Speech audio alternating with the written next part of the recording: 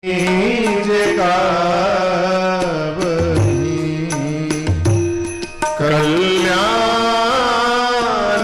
काज विवाह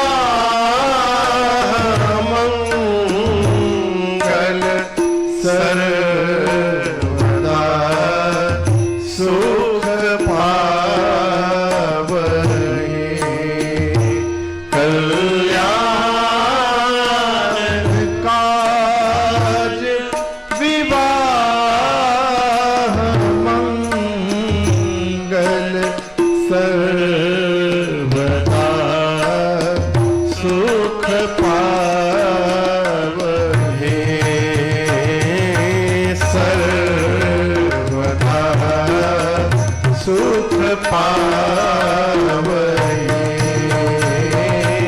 सर्वदा सुख पावहि। गोस्वामी तुलसीदास जी कहते हैं, यह उमा शंभु विवाह, मां पार्वती और भगवान शिव के विवाह को जो नर हो या नारी हो, या कहे अथवा गाए, कहे गावहि, जो कहे अथवा गाए। कैसे कहे महाराज? कथा सुने, कल आप लोग कथा श्रवण किए ना, घर में जाकर जो कथा में नहीं आ पाए उनको बिठाकर यदि आप बता रहे कि आज महाराज ने ऐसे ऐसे बताया, ये सुनाया, ये हुआ कहना।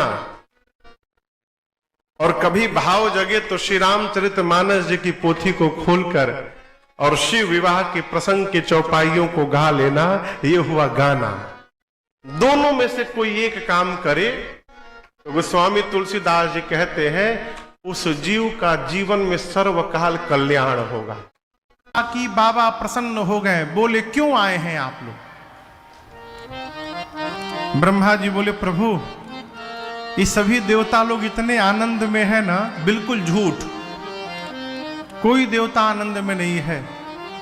इतना त्रास मिला है ताड़कासुर से कि सबकी बोलती बंद हो गई है।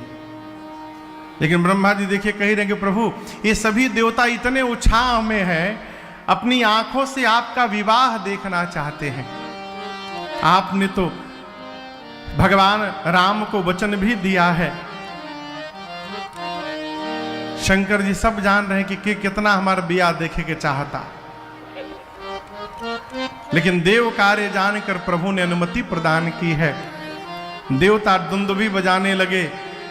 ब्रह्मा जी ने सप्तऋषियों को भेजा है। सप्तऋषि गण हिमांचल जी के पास गए और विवाह का मुहूर्त ला करके ब्रह्मा जी को सुनाए। ब्रह्मा जी ने देवताओं को मुहूर्त सुनाया और कहा विवाह के दिन ठीक 5 बजे, कितना बजे था वो? 5:25 होता है, यही के आसपास ठीक 5 बजे सभी देवता लोग बाराती बन के अपने अपने परिवार के साथ सब परिवार कैलाश पहुंचेंगे। विशेष नोट में लिखा था कि सभी देवता सभी बाराती निजी वाहनों द्वारा आएंगे। दूल्हे की ओर से किसी भी प्रकार के वाहन की व्यवस्था नहीं की गई है। हाँ, इसलिए आ करना क्यों पूछे कि हम कौन टेकर में बैठी, आपन आपन गाड़ी लाइए, बैठ के चलिए। सभी देवता गए। विवाह का दिन आया, 3 बज गए शाम के। शंकर जी आनंद में बैठे हैं कि देवता आएंगे तो चला जाएगा, लेकिन बाबा के गण परेशान है।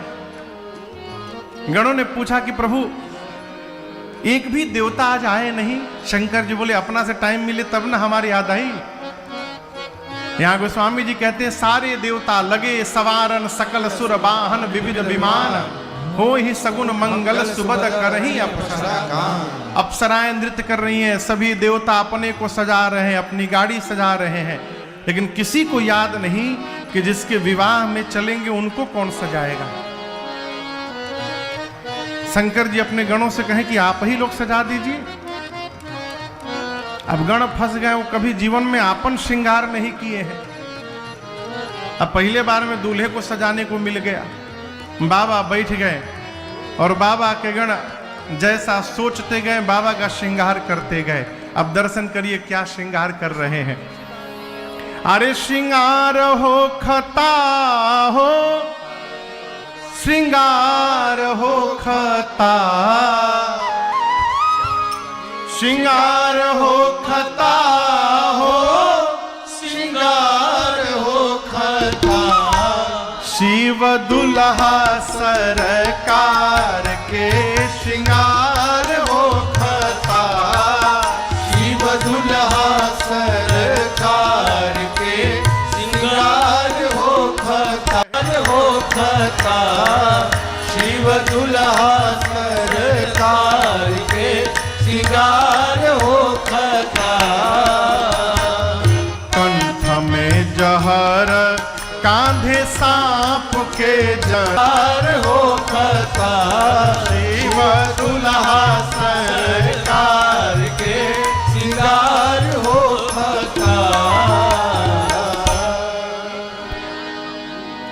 अरे राजन पीछे से खूब जय जयकार हो खता, राजन पीछे से खूब जय जयकार हो खता। शिव दुल्हा सरकार के श्रृंगार हो खता। क्या अद्भुत गणों ने बाबा का श्रृंगार किया है। देखिए बाबा का श्रृंगार का जब समय आया तो बाबा के जितने गण हैं, सांप बिच्छू गोजर, सब जुटिया गए। अब सब मिलकर बाबा का श्रृंगार शुरू किए। गणों ने सबसे पहले जटाओं को समेटा, ऐसा समेटा कि जटाओं ने, यहां देखिए मुकुट बन गया। जैसे मुकुट बना, एक गण बोला बस यही न रहे तो छुइहा मत, टोपी के काम खत्म। ये दूल्हे का टोपी बन गया। तब तक सांप का मौर लगाया गया। एगो सांप आके हमरों को लगा दो, तब तक दूसरा का हमरों को लगा दो। सांपों को बटोर बटोर के सांपों का मौर बना लेकर बाबा के सिर पर, जटाओं के मुकुट पर गणों ने पहना दिया। सर्पों के पूंछ बाबा के चेहरे के आगे झूलने लगे। बाबा हटा के पूछे ई का है हो? गण बोले प्रभु मौर है आपका, इसको रहने दीजिए सिर पर। सांप का कुंडल, सांप का कंगन, सांप का बाजूबंद। तब तक बासुकी सर्प बोले हमरा के कहाँ ले गई? बोलो हमरो के लगा दलो। बोले आई आई रुआ के जनेऊ बनाओ तनिजा। बासुकी सर्प को यज्ञोपवीत बना के लगा दिए सब। एक गण गया स्मशान में, वहां से स्मशान की चिता के राख को लेकर आया। दूसरे ने पूछा क्या लेकर आए हो? बोले पाउडर नहीं खे तो कुछ तो लागे के चाहिए। स्मशान से चिता के भस्म को लेकर पूरे शरीर पर भस्म का लेपन कर दिए सब। एक गण गया खोपड़ियों को लेकर आया। 35-40 खोपड़ियों को सर्प में डालकर बाबा के गले में खोपड़ी की माला पहना दिए। शंकर जी पूछे कि ऐसी माला तुम कभी पहने नहीं थे, फूल की माला सुने हैं। गण बोला बाबू आप, प्रभु आप समझ नहीं रहे हैं, फूल का माला पहनाए के ले चलेंगे, वहां जाते जाते मुरझा जाएगा।